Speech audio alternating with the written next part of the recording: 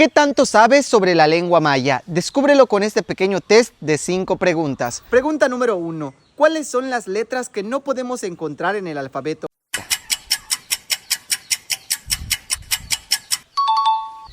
Es correcto. Las letras que no podemos encontrar en el alfabeto de la lengua maya por sí solas son la C, la D, la F, la G, la doble L, la ñ, la Q, la V y la letra Z. Pregunta número 2. ¿Cuántos sonidos tienen las vocales en la lengua maya? 1, 3, 5. Correcto, cada vocal tiene 5 sonidos diferentes. Recuerden que existen las vocales simples que suenan similares al español, A, E, I, O, U. Están las vocales largas de tono bajo, A, E, I, O, U.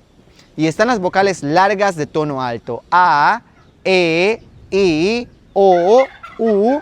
Se encuentran también las vocales glotalizadas, que son las que se le cortamos el sonido, A, E, I, O, U. También se encuentran las vocales rearticuladas, A, E, I, O y U. Pregunta número 3. ¿La lengua maya es la lengua originaria más hablada del país? ¿Verdadero o falso?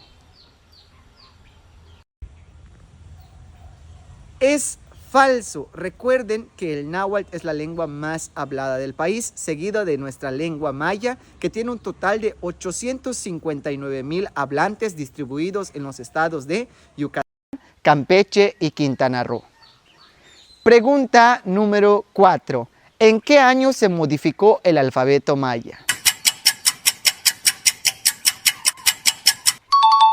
Es correcto, el alfabeto maya se modificó en el año 1984. ¿Cuáles son los 2 tipos de consonantes que existen en la lengua maya? Es correcto, las consonantes básicas, las normales que conocemos, y las consonantes modificadas que tienen una apóstrofe que le corta su sonido, como es el caso de la CH glotalizada, que suena ch, la T glotalizada, la TS glotalizada, ts, la P glotalizada, p, la K glotalizada. Muy bien hecho. Todo eso te sabes acerca de la lengua maya. Ahora sí, deja en los comentarios si este video ha sido de tu agrado. Malo, cananta. Bueno, cuídate.